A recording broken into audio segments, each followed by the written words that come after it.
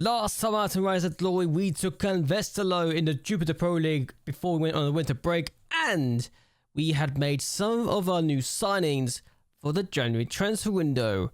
A few things have happened since we last met, so let's go over them. The first of those things was a 2-0 defeat against Westerlo in the Congi Cup, where Noah Ohio, our player that we sent out on loan to them, scored, and then Ko Kimashida scored an own goal. So we effectively scored 2 own goals in this game, and they're not in the Congi Cup final, so I'm disappointed with this situation. I'm just trying to figure out how we messed this up, because the players we had on the pitch should have been enough to get the win, but for whatever reason, they weren't, and we lost 2-0 in a cup I want to win and actually need to win to complete this part of the challenge. So we'll have to come back for this competition next year.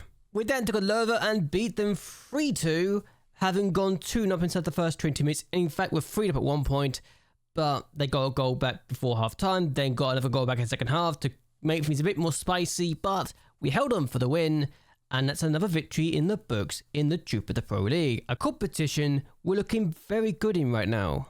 We then sold Steppe Parisa to Pauk for 11.5 million up front, with an extra 3.5 million coming further down the line. It was 11 million up front, but we got a situation on hands where we need to get rid of him. He's got 5 goals and 5 games since we last met. We haven't really missed him since he's gone, and that's a testament to how good we've been since we sold him. And the fact that we got 11 million when we signed him for just 775,000 initially is also testament to just how good the transfer business is for this team. So happy days, we've done well with this move. We then sold Lauren Henkenet for a small fee to Lamel. They are not using him. They signed to be their backup effectively. We got rid of him for £34,000, so we did make a profit. For a guy we played 9 times over the years, he got 3 clean sheets, so he wasn't great. I need to replace him, and I have replaced him with more players than I can count. So he's no longer needed at the club. And he was 34. Yes, he came from Liège initially.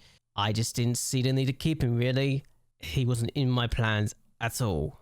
We then took a Kenk in the next match, and we beat them by 3-0. A comfortable game by all things in the end, and I just wasn't expecting this kind of performance. Ivanovic was really good in this game, getting a goal and assist, so my new star signing proving to be a good purchase here. And Bielsa also getting the goal, so we're looking good. And we're showing we can beat the bigger teams now, and that's wonderful. Then a move that I definitely didn't plan on doing, and I didn't know was going to happen, was Thomas McKendy being sold to Hertha Berlin for 6 million, because he had a release clause of £6 million, and I did not see that coming. Nice to get a profit, but I didn't want to sell him. So suddenly, I'm out my best DM, who looks outstanding right now, and I wish I had kept. So we're going to scout him anyway to see what we can do.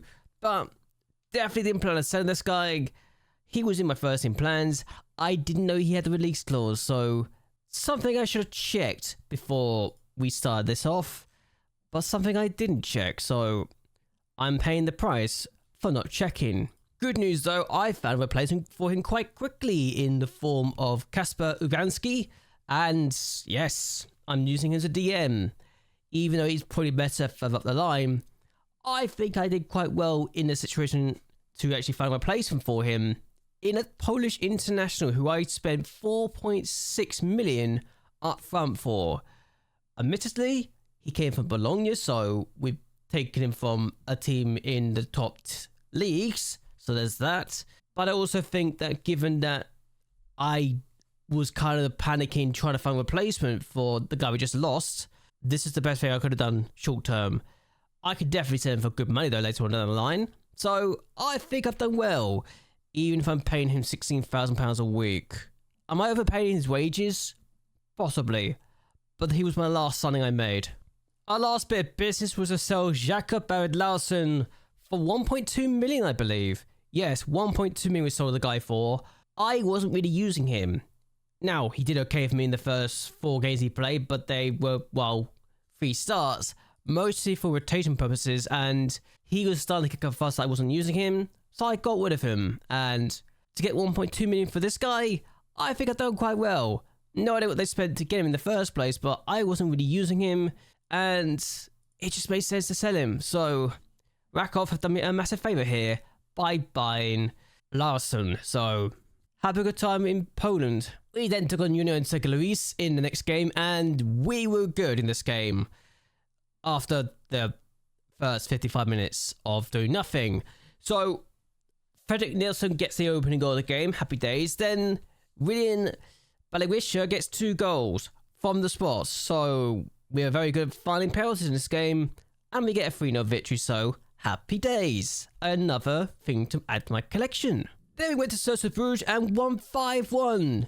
Balewisha got another 2 goals, and I don't know where that came from, but I'm not complaining. This was a shock to the system that I was not prepared for, and in a good way. To beat Cercle Bruges by 5-1 is wonderful, and it gives me hope for the future that we'll have a good time. We then took a beer shot and we beat them by 3-0. Ivanovic got a brace in this game and continued his goal scoring record along with William Balewisha. So another good performance, another good win, and it gives me hope that we have done a good job here. I've also realised we've won 10 games in a row. That will continue, right? And it also means we have won 10 games in a row, so hopefully this will continue, right? Wrong, because we lose 2-1 to Ghent, and we go 1-0 up at half time, so this was not our best moment to say the least. Yeah, this wasn't great. We were better the first half, no doubt about it, and then they just woke up after they got the equalising goal, and we just could not respond for whatever reason. The team decided to just not play well, and my substitutes didn't make a difference either, so a bit disappointed to say the least, but at least we took the lead. That's the only positive I could take out of this situation, sadly. We then took a Lomo and beat them 4-2. They beat us 3-0 earlier this season, so to get revenge here was nice, and at least we did okay. Fazziconi took exception to that defeat and then scored 2 goals anyway, so we're looking really promising in this match, and it gives me an idea that we are going to be a tough team to beat, and we could potentially win this league. Maybe. I think we can win this league this year if we keep this sort of performance up. Especially if we can beat Kortrijk as convincingly as this, even if the scoreline was just by 1-0. Yeah, despite the scoreline, we were very good in this game, and we absolutely deserved all 3 points, so I think we did well for ourselves here. I really do. Also, Ivanovic, despite scoring a goal, also created 3 clear-cut chances in this match, so we should have had a second goal. Stan Biesma had an XG of 1.4 and didn't score, so that's where all the chances went, sadly. We then went to Chadawa and won by 2-0, and another performance against our fierce rivals, so another win to add to the books. And the last game we had was against Anderlecht, and we beat them by 0-0, so effectively I think we've beaten every team in the league this year, which is really promising, and we're looking good for the next phase of the championship, with 1 game left in the regular season. That game is against Club Brugge, and if we win, we are 4 points behind them going into the split where we have half the points taken away from us. And I think the top 6 teams have already confirmed, so it'll be ourselves, Club Brugge, Ghent, Anderlecht, Cercle Bruges, and Union St. Given we've beaten every single team in the top 6, I think we've got an opportunity to prove ourselves here and to show that this is not just a one-off thing. We legitimately have a good chance to win the league if we do ourselves justice. Now, admittedly, we've also lost to the teams in the top 6, Lamel being the only exception here. And we've also drawn against teams, mostly teams actually outside of the top 6. But you get my point. We've beaten some good teams. We've also lost some good teams. And despite the fact I think we can win the league this year, we're still going to have to do a very good job to ensure we get the title in my first attempt in the Jupiter Pro League in this series. So it may take another year. I do want to win the Super Cup, and I also want to win the Cup as well. So if I don't win the league this year and we don't get to be in the Super Cup, then we're probably going to be here another 2 years anyway. So it is what it is. I think we've done well for ourselves either way. That being said, we've also had a youth intake, so we're going to go over that right now. And this is the youth intake, and All things considered, this is not a terrible intake. It could also be a bit better. So I think we've done okay either way. Nathan Ilmore is the player with the best potential apparently. He's also 6'7" as a striker. So if it wasn't for most things, I'd say he's definitely okay. But he's a deep line forward first and foremost. So it's not amazing for my system. But we could definitely use him. And I think if we can get him to develop, he could be a star for us. I really do. We just need to work on his attributes, really. The fact he can't head that well despite having 15 jumping reach and despite being 6'7" is not ideal. Sebastian Zimmerman is also good. Not as a wing-back though, despite the fact that my backroom staff think he's a wing-back on either side. Centre-back for me, despite the fact he's only 6 foot, is probably the best role for him. He does need work, yes, but I think centre-back is definitely his position. The fact he's been considered a promising centre-back by the media is useful, and it gives me an idea that we can use him a lot. So let's make sure this guy's good, yeah? The fact he's got a professional personality is useful. Just a shame he's inconsistent. Alan Campbell is also useful. Deep line playmaker. Has DL Congo second nationality as well, which is always promising. He's got a resilient personality and he's a promising midfielder. So this guy might be the one that out of all the players so far has the best chance of developing into a good player. That might just be me being optimistic, but I just like what I see of him, and deep line playmaker is what I use, so it makes sense for me to be able to say this guy could be good. Devik again is another player that has got potential. Promising attack midfielder this time. Definitely a playmaker though. 16 first touch. Okay, may not be a playmaker, could be a striker actually as well, if I was desperate enough to do it, but he's got potential. Definitely could be utilised in a good position, but I don't know, he's got good attributes I could like, and he could be very useful indeed. Kevin Mulder is another player that has good potential. Bosnia nationality along with the Dutch nationality, so winger first and foremost. I don't think I'll use him a lot. He's very short as well, and I don't know what to do with him really.